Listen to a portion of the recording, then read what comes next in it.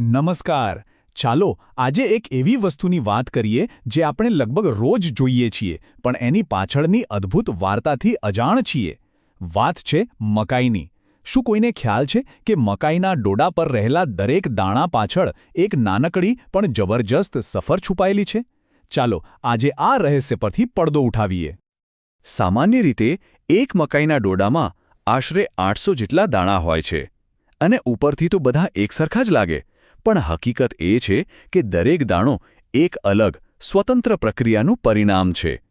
આ કોઈ ફેક્ટરીમાં બનતી પ્રોડક્ટ નથી, પણ પ્રકૃતિની સેંકડો નાની નાની જીતનો સંગ્રહ છે.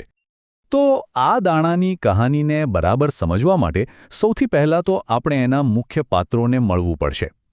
આ કુદરતી નાટકના બે મુખ્ય કલાકાર છે, મકાઈના છોડના નર અને માદા ફૂલ. આ રહ્યા એ બંને પાત્રો.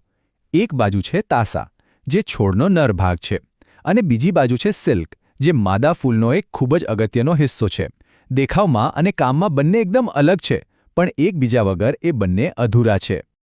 આપણી આ વાર્તાનો હીરો છે તાસા, જે છોડની એકદમ ટોચ પર ઊભો હોય છે.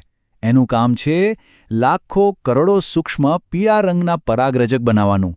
આ રજકણ એટલા બધા હલકા હોય છે કે બસ પવનની એક નાનકડી લહેરખી પણ તેમને એમની સફર પર મોકલવા માટે પૂરતી છે.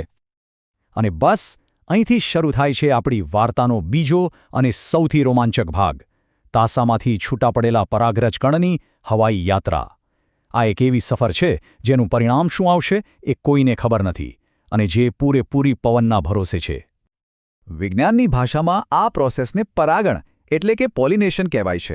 સાવ સાદા શબ્દોમાં કહીએ તો આ એક કુદરતી કુરિયર સર્વિસ જેવું છે, જે હવા મારફતે નર ફૂલમાંથી પરાગરજને માદા ફૂલ સુધી પહોંચાડવાનું કામ કરે છે.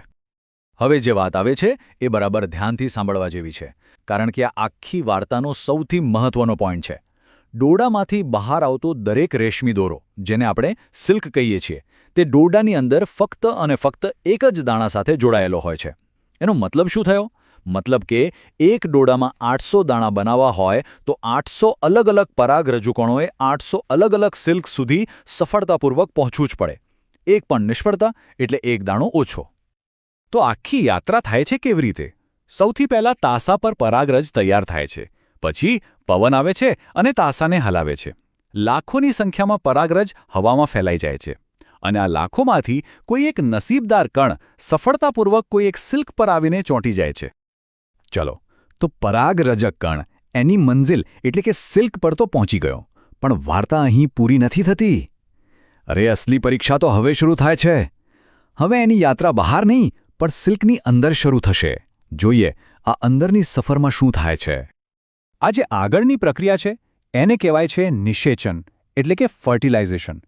આ એ જાદુઈ ક્ષણ છે જ્યારે પરાગરજમાંથી આવેલો નરકોષ અને દાણાના મૂળમાં રહેલો માદા કોષ એકબીજા સાથે ભળી જાય છે અને એક નવા બીજ એટલે કે આપણા મકાઈના દાણાના નિર્માણની શરૂઆત થાય છે.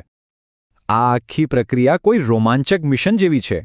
જેવો પરાગરજકણ સિલ્ક પર ચોંટે છે એ તરત જ એક નાનકડી ટનલ, જેને પોલેન ટ્યુબ કહે છે, એ બનાવવાનું શરૂ કરે છે.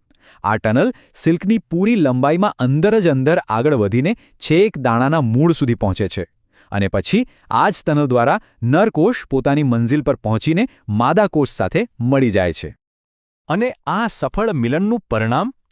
એક નાનકડો કોષ જે ધીમે ધીમે વિકસીને એક આખા દાણામાં ફેરવાઈ જાય છે.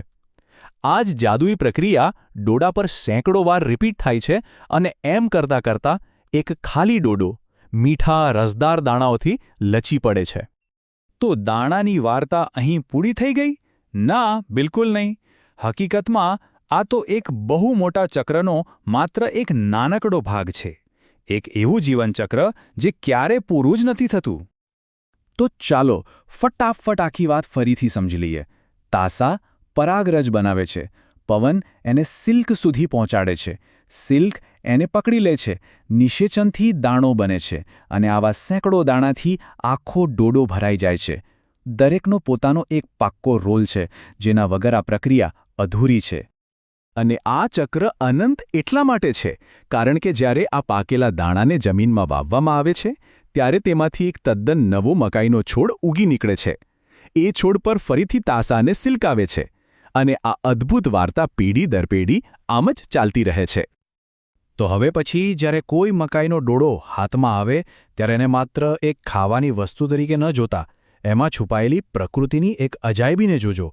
એનો દરેક દાણો એક સફળ યાત્રા, એક સફળ મિલન અને એક અનંત જીવનચક્રની કહાણી કહી રહ્યો છે. શું હવે આ સામાન્ય લાગતી મકાઈને એક નવી જ નજરથી જોવાનું મન નથી થતું?